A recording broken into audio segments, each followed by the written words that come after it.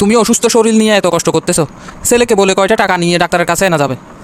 ছেলের থেকে কেমনে টাকা নিব? সে আমার সামনে আসলে এত মুখ কালো করে রাখে, আমার আর ইচ্ছে করে না তার কাছে কিছু চাইতে। তারপরেও মনে করছি আজকে বলবো। কাশির জন্য কেমনে দেখতাম, কাশলে তো আমার সিনে টিনে সব ব্যথা হয়ে গেছে। তুমি যেমনি হবে হোক আজকে ডাক্তার দেখার ব্যবস্থা করেন।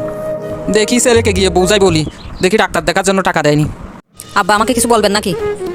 থাকলে বাবারে কিছু টাকা দেয়, কাশির জন্য অনেক দিন থাকতে পারছি না, ডাক্তার দেখাবো। এইদিকে আবার বুকেও অনেক ব্যথা করে। আপনার এই সমস্যাগুলো কতদিন ধরে? আজকে প্রায় 1 মাসের মতো। মাত্র 1 মাসের কাশি আপনি এত অধৈর্য হয়ে গেছেন। আর কয়েকটা দিন অপেক্ষা করেন, সবগুলো অটোমেটিকলি ভালো হয়ে যাবে।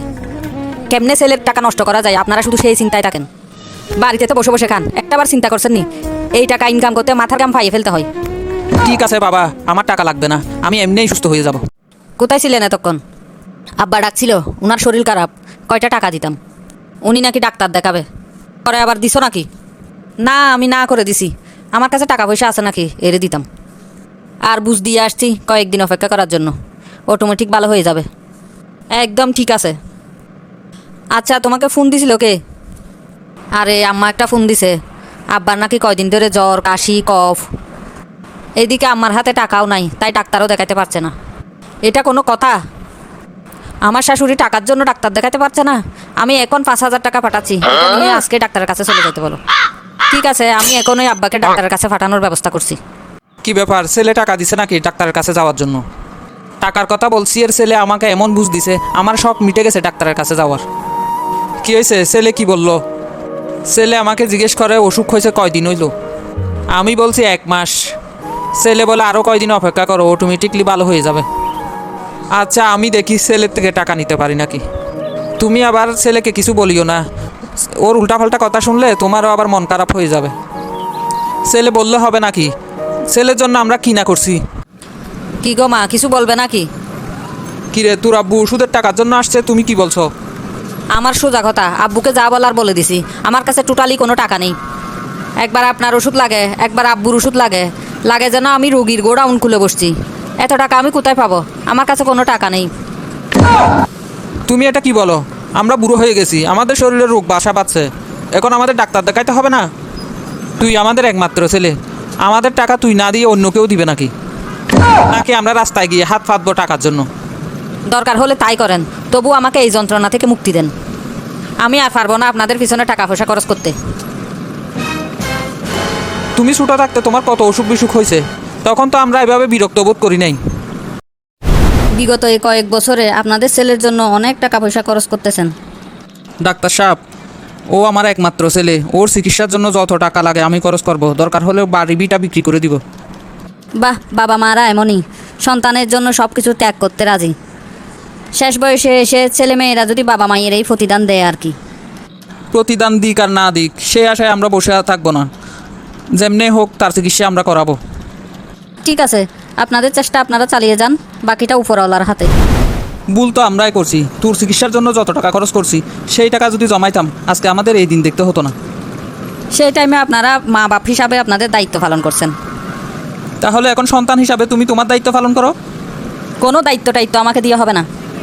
তুমি আমাকে একটা কথা বলো তো, তোমার এই চাকরিটা হতে তোমার আব্বু কত টাকা ঘুষ দিছে? 7 লাখ টাকা দিছে। এই টাকা যদি জমাই রাখতাম লাভের আশা করে, তাইলে তো তোমার কাছে এখন আর টাকা চাইতে হইতো না। যত রকমের কথাই বলেন আম্মু, আমার মন গলবে না।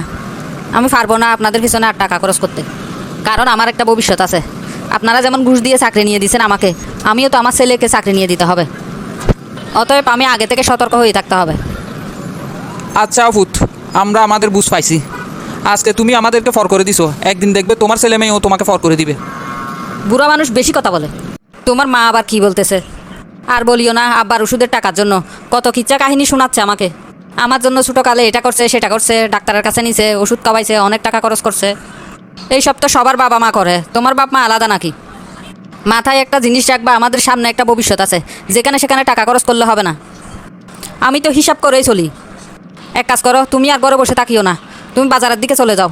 একটু পর দেখবে তোমার মা আর একটা কিছুর জন্য ডাক দিবে। Good idea. বাতিজা, আমি তোমাকে খুঁজতেছি আজকে 2 দিন ধরে। কেন কাকা? তোমার আব্বুর কাছে 1000 কানিক টাকা পাবো, চা ফান এটা সেটা আমার এখান থেকে খাইছে। আজকে কয়দিন তোমার আব্বুকে আর দেখতেছি না, পারলে আমার বাকি টাকাগুলো দিয়ে দিলে ভালো হতো। আব্বা আপনার থেকে বাকি খাইছে। আচ্ছা আমি এখনই বাড়ির দিকে যাচ্ছি। আমার আব্বা বুড়ো মানুষ, গরম হয়ে কিছু বলিও না, পরে মনে আবার কষ্ট পাবে। কাকা আপনি মাথা গরম করে ফেলছেন, আপনি এখন আর কথা বলিয়েন না। কি ব্যাপার, আব্বুকে কি ওষুধের টাকা দিতে আসছো নাকি? ঘরে কি খাবার কম হয়েছে নাকি? আপনি শামসু কাকার দোকানে গিয়ে বাকি করে আসছেন কেন? কে জানি বলছে সত্যি, বুড়ো মানুষ আসলে দেশের জন্য বোঝা। আপনার জন্য রাস্তাঘাটে মুখ দেখাইতে পারতেছি না। এত মানুষ মরে, আশ্রাইলে কি আপনাকে চোখে দেখে না? বাবারে আর বলিস না, আমি আর তোর কথা সহ্য করতে পারছি না। আর শুনেন, বেশি যদি ফান খাইতে মন চাই তাইলে গাছের থেকে কাঁঠাল পাতা নিয়ে চাবাইবেন, তবুও অন্যের দোকানে গিয়ে বাকি করে আসবেন না। আচ্ছা ঠিক আছে, আমি আর দোকানের দিকে যাব না। কি ব্যাপার, আজকে তোমার মন খারাপ? আর বলিও না, ছেলে আমাকে যেই কথাগুলো শুনাইছে, আমার তো আর বেঁচে থাকতেও ইচ্ছে করছে না। ছেলে তোমাকে কি বলছে? ফোলা আমাকে বলে ফান না খেয়ে গাছের থেকে কাঁঠাল পাতা খাইতাম। ছেলে হিসাবে সে আমাকে এইসব কথা বলতে পারেনি। বাপ হিসাবে এর জন্ম দিয়ে আমার এখন নিজেকে অনেক অপরাধী মনে হয়। ওরে আমার বুকে এত ব্যথা করছে কেন? ও আল্লাহ রে, আমার জামাইয়ের কি হয়ে গেল? আব্বার কথা তো শুনছেন। যাক, আল্লাহর মাল আল্লাহ নিয়ে গেছে। আব্বার 40 করতে চাই আগামী রোববারে।